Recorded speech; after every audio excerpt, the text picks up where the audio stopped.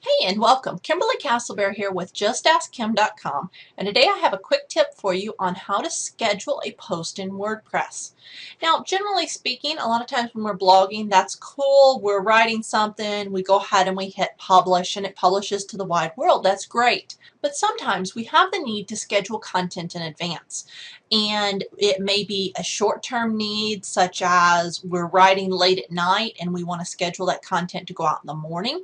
It may be a more extended need, such as we're getting ready to go on vacation, or it could even be a far in advance need, such as we write a piece that is really appropriate for a holiday that is a while off.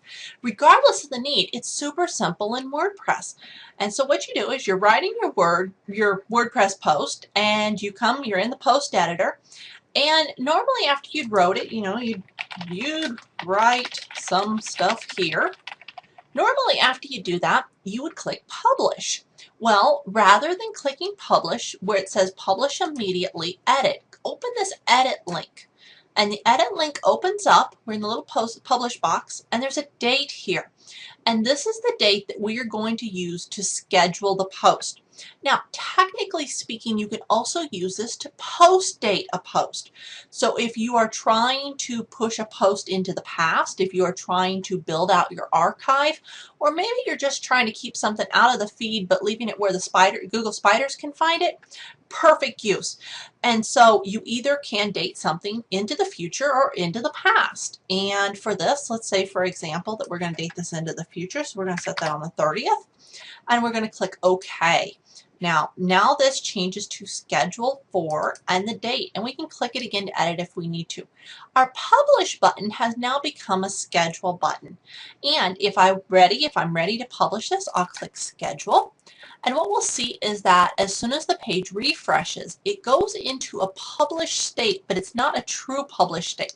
You can view it as though it's published, but it will not show up on the blog, will not show up on the feed, anything like that, until it is truly published, until it has passed its publishing date.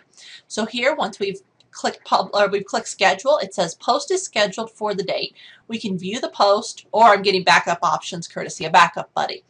Now, the post is in a scheduled format, and so if I open all posts in a new tab, and I want to see my full list of posts, then what I will see is that here, you got to find the right place where it's at in your content. I see this is the post, and it says out here that it is scheduled. And so this tells me what is scheduled.